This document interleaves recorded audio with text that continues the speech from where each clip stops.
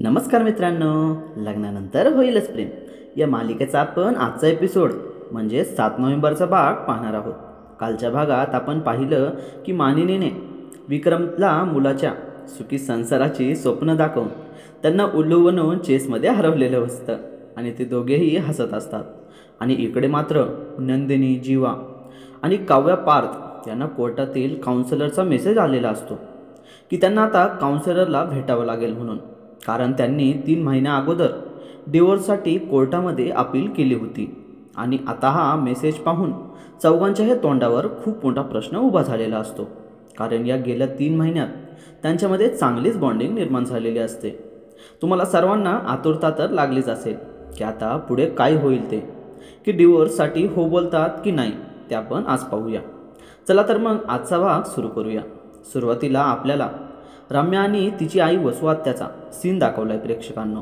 रम्या तिथे एकटीच उदास होऊन सिनेमॅन कॉफी पीत बसलेली असते आणि वसुआत्या येऊन तिला म्हणते, अगं रम्या मॅडम, निवांत का बसली आहेस तू अशी? काय झालं? काय कळालं की नाही अजून? हे बघाई, सध्या तरी इतकंच कळलं आहे की त्या पार्थला माझ्या हातची सिनेमॅन कॉफी नाही प्यायची, तर मग ती सिनेमॅन कॉफी मीच पित आहे. अगं रम्या, त्या सिनेमॅन कॉफीचं काय घेऊन बसलीस तू? ते सोड गं. मी तुला त्या पेनड्राईव्हबद्दल विचारते, त्याबद्दल सांग ना. नीट झाला की नाही तो, किंवा काही खबर आली का त्याबद्दल? मग रम्या म्हणते, अगं आई, थांब ना जरा, तू किती घाई करत असते नुसतं प्रत्येक गोष्टीला. कालच तर दिला ना आपण तो पेनड्राईव्ह, मग जरा पेशन्स ठेव तू. आणि मग वसुआत्या तिचा हाताचं बोट सोडू लागते. रम्या म्हणते, का गं आई, काय झालं आता तुझ्या बोटाला? काही नाही गं, ते अंगठी रुतते नुसतं बोटामध्ये. अगं मग ज्वेलरकडे जा की. हो रम्या मॅडम, ते कळतं मला, जाणारच आहे मी, पण तू पेनड्राईव्हचं बघ ना लवकर. अगं आई, तुला वाटतं का मला त्या पेनड्राईव्हची फिकर नाही आहे म्हणून? मी ऑलरेडी सकाळी बोलणं केलं आहे त्या माणसासोबत आणि ती खूप चिडचिड करत होता. का गं, का म्हणून चिडचिड करत होता तो? अगं आई, तो ओरडून बोलायला लागला, मॅडम असं कोणी ठेचतंय का पेनड्राईव्ह कधी? वसुआत्या बोलते, मग आता पेनड्राईव्हचा डेटा रिकवर नाही होणार का आता? अगं आई, पूर्ण ऐकून तर घेत जा गं आई. तो हे सुद्धा म्हटला की त्यातील डेटा हा रिकवरसुद्धा होईल, पण थोडा टाईम लागेल आणि त्यात काय काय आहे ते पण कळेल तुम्हाला. अगं बाई, मग पहिले सांगायचं ना रम्या. आणि हो आई, त्या मानिनीने त्या बाईला असं घरातून का हाकलून लावलं होतं ते सुद्धा आपल्याला आता कळलं पाहिजे. हो रम्या. आणि तेवढ्यात वरून मानिनी येते आणि मग वसुआत्या तिला म्हणते, अगं मानिनी ऐक ना, आज खूप कामं असतील ना घरात? नाही, मग मी म्हटलं की काही मदत हवी असेल तर करते मी. हे ऐकताच मानिनीला जरा आश्चर्यचकित वाटते की ही अशी स्वतःहून कशी मदत वगैरे काही करत नाही कधी, मग आज कसं काय? आणि मग मानिनी तिला म्हणते, अरे वा, आज स्वतःहून मदत? तुम्हाला तुमचे शिक्षेचे दिवस तर नाही आठवलेत ना? नाही म्हणजे तसं काही असेल तर सांगा मला, म्हणजे ते पांढरे कपडे अजूनही मी जपून ठेवलेत, ते देते तुम्हाला मग.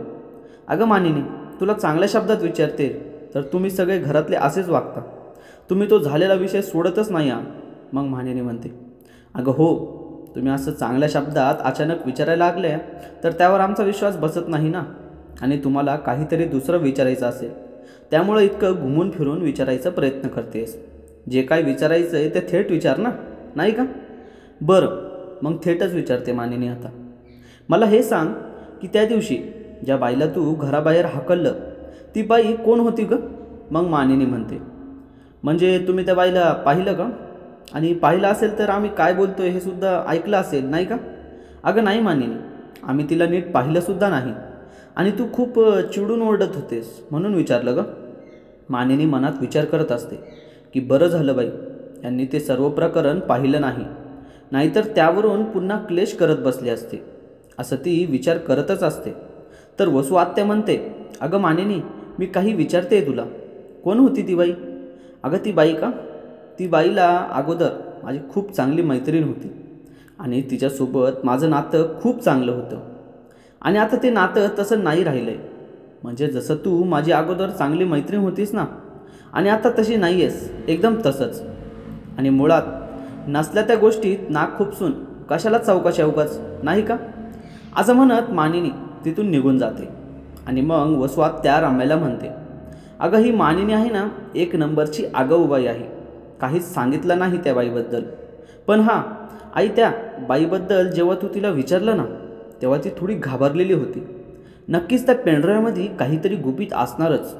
वसुआत्या म्हणते, ठीक आहे मानिनी, हरकत नाही. नाही सांगायचं आहे ना तुला, नको सांगूस. एकदा की हा पेनड्राईव्ह रिकवर झाला की मग सगळं तुमचं गुपित समोर येईल माझ्या, असं वसुआत्या रम्यासमोर बोलत असते. आणि मग इकडे नंदिनी घरातील आवरत असते आणि म्हणत असते की ओला टावेल वाळत घालायला कधी शिकणार आहे जीवा काय माहिती. आणि तेवढ्यात तिला प्रीतीचा कॉल येतो. आणि मग प्रीती कॉलवर म्हणते, डोहाळे जेवण आहे माझं, ते तू विसरली तर नाहीस ना नंदिनी. नंदिनी म्हणते, अगं नाही ग प्रीती, मला ध्यानात आहे की उद्या तुझं डोहाळं जेवण आहे म्हणून. अगं उद्या नाही, आजच आहे जेवण. काय, आजच?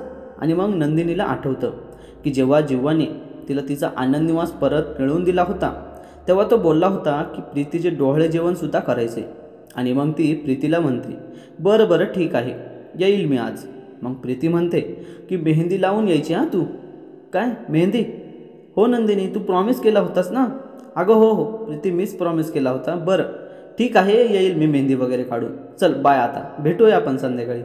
असं बोलून ती कॉल कट करते आणि स्वतःलाच बोलत असते, अगं बाई, कसं काय विसरले मी की प्रीतीचं आज डोहाळे जेवण आहे म्हणून. आणि ते जाऊ दे, पण आता संध्याकाळी जायचं म्हणजे आता मॅचिंग साडी निवडावी लागेल, त्यावरील परत मॅचिंग दागिने आणि हातावर मेहंदी. अरे देवा, मेहंदी संध्याकाळपर्यंत वाळलीसुद्धा असते, पण मग त्या मेहंदीच्या हाताने घरातील कामं कसं करायची आता, याच प्रश्नात ती हरवलेली असते. आणि इकडं काव्याचा ऑनलाईन क्लास चालू असतो लॅपटॉपवर आणि ती मस्तपैकी हेडफोन्स लावून क्लास अटेंड करत असते. आणि तेवढ्यात मागून पार्थ आत येतो आणि तिच्या लॅपटॉपच्या मध्ये डोकं खुपसून पाहतो आणि म्हणतो, काव्या हेडफोन्स लावून फिल्म पाहताय? मग काव्या लॅपटॉपच्या कॅमेऱ्यावर हात ठेवून म्हणते, अहो काय करताय तुम्ही. आणि क्लासमधील मॅडमला बोलते, सॉरी मॅडम, लक्ष आहे माझं. आणि पार्थ पण ना कॅमेऱ्यामध्ये डोकावून सॉरी म्हणतो. आणि मग मॅडम परत तिला विचारतात, काव्या सबमिशन वगैरे झालं आहे का? नाही मॅडम, डेट लक्षात आहे माझ्या. येस असं बोलून ती तिचा क्लास संपवते. आणि मग हेडफोन्स वगैरे काढून परत पार्थकडे जाते आणि म्हणते, अहो इकडे या तुम्ही. देशमुख, काय चाललंय तुमचं? तुम्ही तिकडून इकडं फिरून आलात, तुम्हाला दिसलं नाही का की माझा क्लास चालू आहे म्हणून? अहो ते चष्मा नव्हता ना म्हणून नाही दिसलं. अरे देवा, असं म्हणत ती डोक्यावर हात आपटत असते. अहो सावकाश काव्या, लागेल ना. ओ गप्प बसा तुम्ही. ते सगळे हसत होते. मला तुम्हाला माहिती आहे, त्यांनी पाहिलं आहे तुम्हाला सर्वांनी, आणि आता दररोज मला त्यावरून ते टॉन्ट मारतील, ते टीचरसुद्धा. आणि पार्थ मात्र हसत असतो आणि मग म्हणतो, सॉरी खाल्ली मी माती, बस सॉरी मॅडम. आणि असं म्हणत मध्येच तो ओरडतो आणि म्हणतो, ओ ते बघा क्लास चालू झालेत. आणि ती परत घाबरायला लागते आणि हा मात्र परत हसायला लागतो. किती विश्वास ठेवता ना तुम्ही माझ्यावर काव्या. हो ना, चुकलं माझं बाबा. बरं काव्या, ते पहा लॅपटॉपवर मेसेज आलाय वाटतं काहीतरी. काव्या म्हणते, हो माझं मी पाहिलं, माझं ते रिव्हिजन सेशन आहे आता तुम्ही जा, मला डिस्टर्ब करू नका आता. मग पार्थ पुन्हा तिच्या साईडला येऊन तिची मस्करी करायला. अगं मी जेव्हा 10वीत होतो ना, मग काव्या परत ओरडते, अहो देशमुख, मला काही नाही ऐकायचं. तुम्ही 10वीत होता तेव्हा काय घडलं ते. आता फक्त तुमचं एक काम पेंडिंग आहे, ते उरकून घ्या. काय काव्या, कोणतं काम? अहो आंघोळ करून घ्या की आणि जा ना बाबा, कारण 10वीत असताना तर तुम्ही आंघोळ केलीच असेल, तर आता पण करा, जा. बरं काव्या, मी आंघोळ करून येतो हां, निघा. असं बोलत काव्या नुसती चिडचिड करत असते आणि बोलत असते की देवा, हे देशमुख पण ना नुसतं डोकं खात असतात. आणि मग इकडे नंदिनी आणि जिव्वाचा सीन आपण पाहूया आता. जिव्वा हातात चाकू आणि संत्री घेऊन येतो आणि म्हणतो, ये अगं नंदिनी, ऐक ना, मला ही संत्री सोलून दे ना, कारण ते सोलताना त्यातील रस माझ्या डोळ्यात उडतो आणि नुसते डोळे झोंबायला लागतात. मग नंदिनी म्हणते, अहो माझे तर बिना संत्री सोलताच डोळे झोंबायला लागलेत जीवा. काय झालंय? नाही काही नाही. अगं सांग ना. अहो ते डोहाळे जेवण आहे आज. काय, कोणाचं? तुझं आहे का? अरे सॉरी, तुझं कसं असणार. मग नंदिनी म्हणते, अहो प्रीतीचे डोहाळे जेवण आहे आज. काय आज? हो आज म्हणजे आज रात्री जीवा. आणि जायचं म्हणजे साडी, त्यावरील मॅचिंग दागिने आणि मेहंदी, हे सगळं काही करायचं आहे. अहो मग काय झालं नंदिनी, मी आहे ना. नंदिनी म्हणते, काय तुम्ही आहात म्हणजे? तुम्हाला काय कळतं साड्यामधलं? जीवा म्हणतो, काय कळतं? अगं ह्या जीवाला सगळ्यातलं सगळं कळतं, असं म्हणतो. आणि तो मग तिच्या कपाटातून सगळ्या साड्या बाहेर काढतो आणि एक एक करत तिला साडी चॉईस करू लागतो. पहिले एक साडी तो घेतो आणि त्याच्या कांद्यावर ठेवत तिला दाखवतो. हे बघ नंदिनी, ही कशी वाटते? मग नंदिनी म्हणते, नाही नाही, ही नाही आवडली. मग तो दुसरी साडी घेतो. ही बघ बरं. आणि त्याच्या खांद्यावर आणि पूर्ण पाठीवरून साडी ओढत तिला एक एक साडी तो दाखवत असतो. आणि मागं मस्तपैकी रोमॅन्टिक सॉन्ग चालू असते.